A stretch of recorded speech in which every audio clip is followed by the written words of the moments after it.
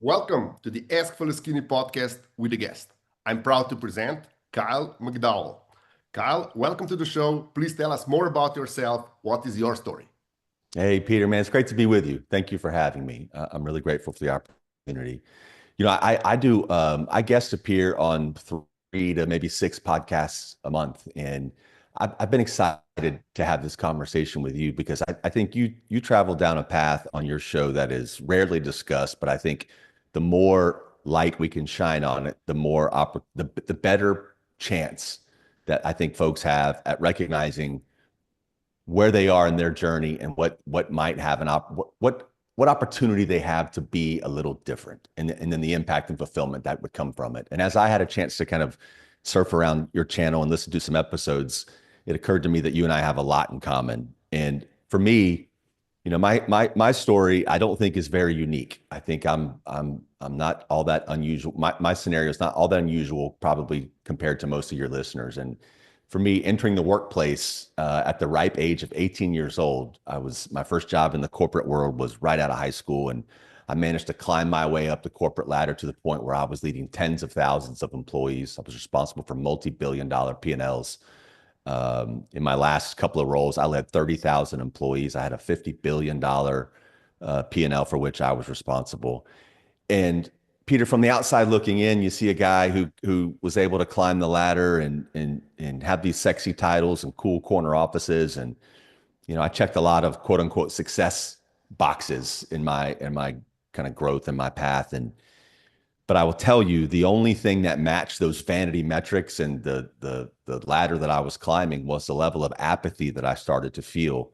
You call it burnout, and I think that's probably appropriate for me as well. But I describe it as apathy, in that I began to loathe the very environments that I created or that I was responsible for nurturing, the cultures inside of these massive organizations. And let me tell you, buddy, that it's a hell of a gut punch to wake up and come to the realization that you're just not a happy person.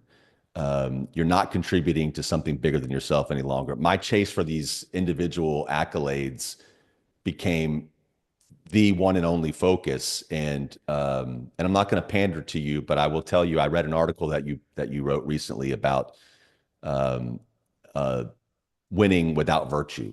Victory without virtue, I think, is how you framed it. And that's kind of the path that I chose. I always delivered results, um, but I did it at the expense of real human connection.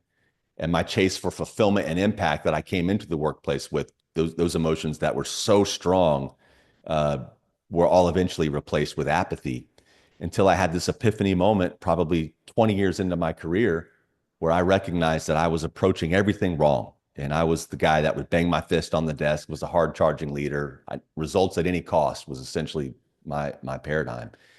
And the apathy put me in this place where I had to go inside and do some self reflection and really think about what it is that I was doing every single day, how I approached my work, how it left me feeling empty and apathetic. And there was one evening where I had just taken a new role where I was leading about 15,000 people.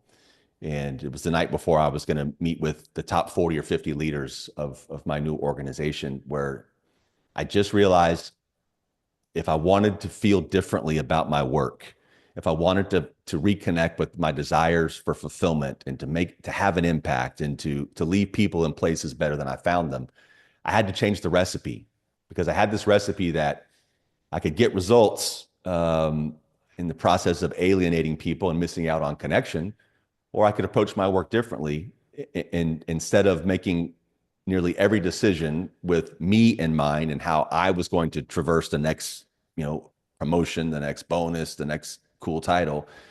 It was that evening that I realized, if I were to invest the same level of energy and, more importantly, care into those around me, those I lead, those to my left and right, I had a better chance of connecting with people. And I rolled the dice that those connections would ultimately lead to greater results, and it worked. So it was that evening I created the 10 W's, and they're 10 principles. They're observable behaviors that are kind of our system of truths. And I had this feeling that if I could get this group of leaders, this 40 or 50 people, and then the subsequent 15,000 that report into them, all aligned on the series of observable behaviors, and we held each other accountable to these behaviors, the 10 W's, that we had a chance to build something really special. And it worked, Peter. Over the course of the next several months and ultimately years, nearly every KPI reached all-time highs. But what fueled me to do what I do now, ultimately write my USA Today and Wall Street Journal best-selling book and do what I do now, working with leaders around the world and a lot of time on stage, is watching those bosses transform into real leaders. And I mean, people that actually give a shit about those that they interact with, those that they lead, those that they work with, those that they serve. And that's what fuels me today, because I've seen it. I saw it happen there, wrote the book, and now I do similar work with companies around the globe. And watching people transform and find fulfillment and impact in their work rather than just going to collect a paycheck is something that fuels me in everything I do today. Amazing. I like how you explained burnout as an apathy. So it's Yeah. just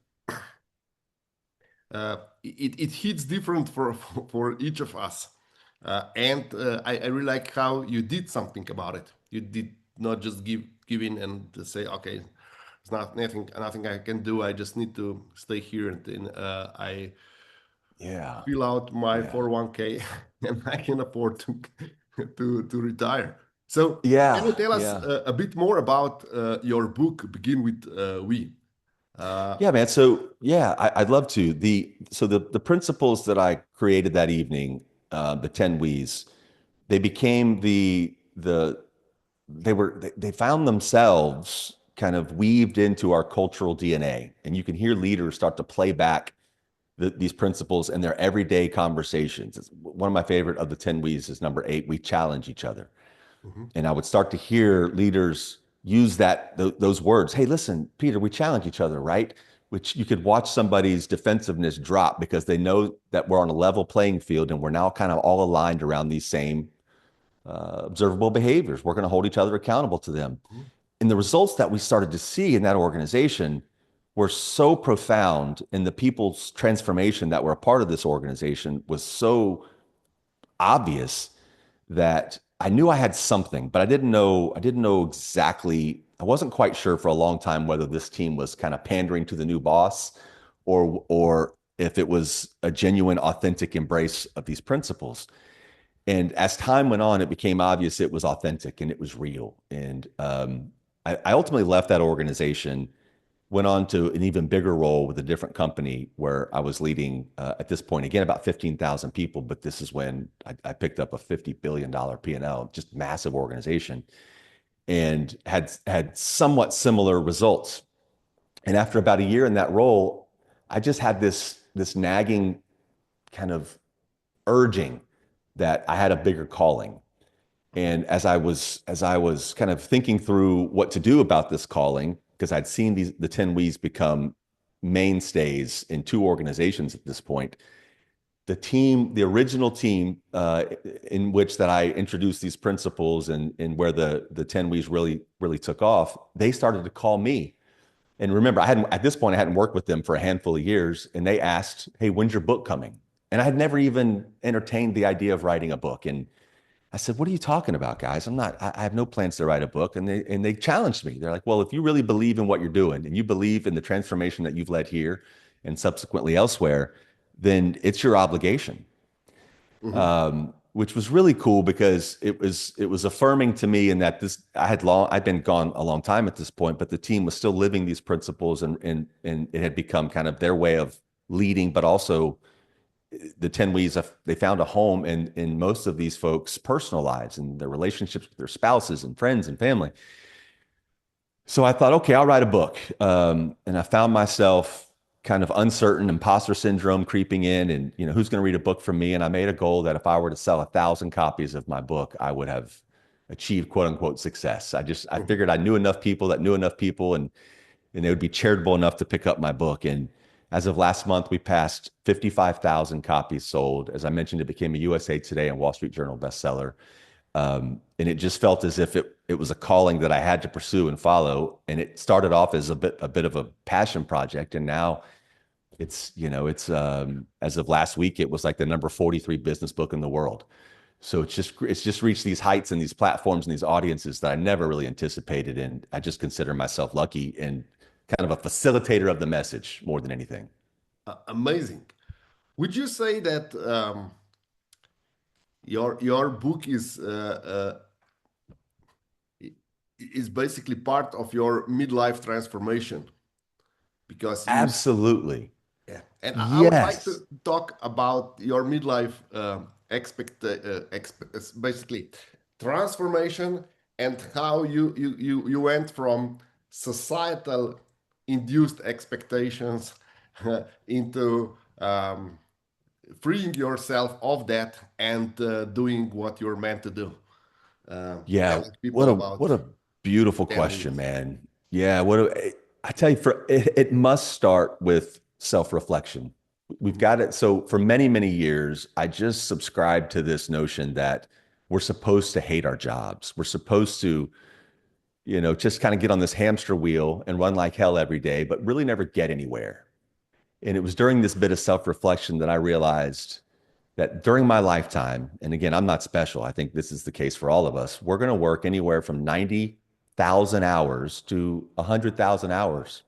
And that's second to sleep. The only thing you'll do more while you're on this planet than work is sleep.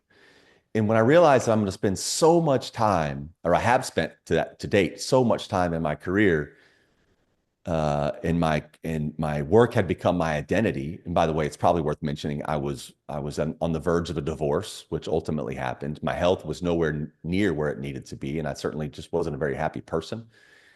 I reached this kind of fork in the road where if my work was going to be have such a massive impact on who I was and my identity, then I needed to lead in a way that was more authentic to who I am as a human and not this role, this corporate robot that I felt like I had to be because it was what I observed coming up in the corporate world. It's, you have your personal life, you have your work life, and never the twain shall meet.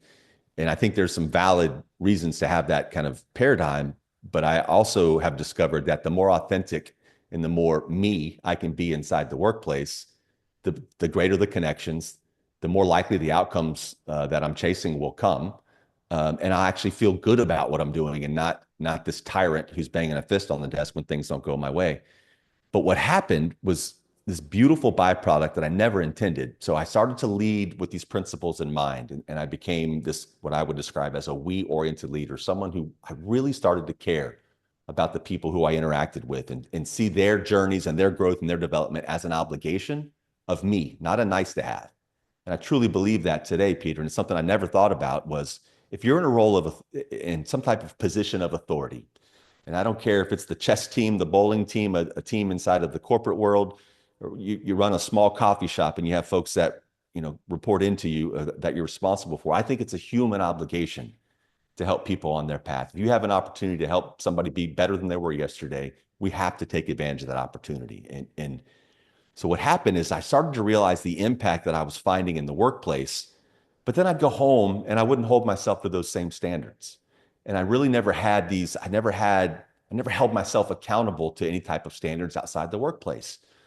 And Peter, you can call me a lot of names. You can disparage me, whatever you want. But when I consider myself or see that I'm behaving in a hypocritical way, or you were to call me a hypocrite, that's something that doesn't sit very well with me. It rubs me really, really wrong. So I started to realize that the more I held myself accountable to these same standards, the burnout I was feeling in the workplace that had started to subside, I had this hunch that if I were to live the same way outside of the workplace and be as authentic as I could in both work environments and my personal life, that I would have a greater sense of connection with those in my life, but also, if we don't hold ourselves to standards, how do we assess whether or not we're living a righteous life or that we're having an impact, we're finding fulfillment in all aspects of our existence? Mhm. So it all came to a head one day, and this is kind of a silly story, but I think it paints the picture. The first of the 10 we's is we do the right thing always, and I never leave out that one word second sentence, always. So one day I was grocery shopping, and I think it's probably similar in your area of the world. But I walked out of the grocery store. My cart was full of groceries. I get out to my truck. I unload all of my groceries into the truck, And I was the guy that would not take my cart either back to the storefront or even put it in the little cart corral, that each parking lot has. I just kind of left. I always left it in the parking spot next to me. It wasn't my problem. Somebody else would deal with it. Well, there was this day where it was in the middle of all of this self-reflection and kind of thinking through who I was, who I wanted to be, where the gaps were. Loaded my groceries up, pulled out of the parking lot, and I look in my rearview mirror and I see the grocery cart sliding across the parking lot in my rearview mirror. And I thought, you bleeping hypocrite. If you're going to do the right thing always, then you are not being true to yourself. You're not holding yourself to the same standards that you're expecting everybody else to operate within. And if you're going to do the right thing always, that means always. So I parked my truck, jumped out, took the cart back to where it belonged. Proud to report, I've never, ever, ever left a grocery cart out anywhere it's not supposed to be since then. But that's a small example of how, without standards, without holding ourselves to a particular set of standards, for me, it's the 10 W's. For your audience, it can be anything, but just they have to exist and you have to recognize them and you even share them with others so they can help hold you accountable to that. So it was from that moment on, I realized my burnout in the workplace was impacting who I was outside of the workplace. And I had this bout of kind of inauthentic existence on both sides, which forced me to align who I was outside of the workplace and inside of the workplace, hold myself accountable to these standards. And I will tell you, just like you set a goal in any aspect of your life, when you set a goal to lose weight or to learn a new language or to pick up a new skill, the fulfillment and satisfaction that comes when you do that is profound. And that was the tipping point for me, is when I realized I needed to have something to hold myself accountable to in all aspects of my life. Burnout started to become a thing in the rearview mirror. I felt as if this calling that I was hearing was bigger than just the workplace, and it had a place in my personal life, and it fuels me in all aspects of my existence. And burnout is something I don't even think about any longer. Amazing, Kyle. Thank you for all these insights. Before we conclude, please tell our listeners where they can get in touch with you or where they can buy your book. Yeah, thank you for that opportunity. So as I've mentioned, the book is called Begin with We, 10 Principles for Building and Sustaining a Culture of Excellence. It's available wherever books are sold. It's in every format you can imagine. I narrated the audiobook. It's available on Kindle, ebook, whatever. It's everywhere. And I'm all over most social media platforms with the handle of Kyle McDowell Inc. My website is kylemcdowellinc.com. And I've started to use these platforms as communication mechanisms more than anything. And I hear from readers pretty much every day now, which again, also fuels what I do. So I'm pretty accessible on every platform, Kyle McDowell Inc. Kyle, thank you again for all these insights. You've been amazing. And thank you again. And I'm looking forward to reading your book. Well, thank you, man. It's been my pleasure to join you. You're doing really important work, and I'm glad to be a part of it. Thank you, Peter. Thank you.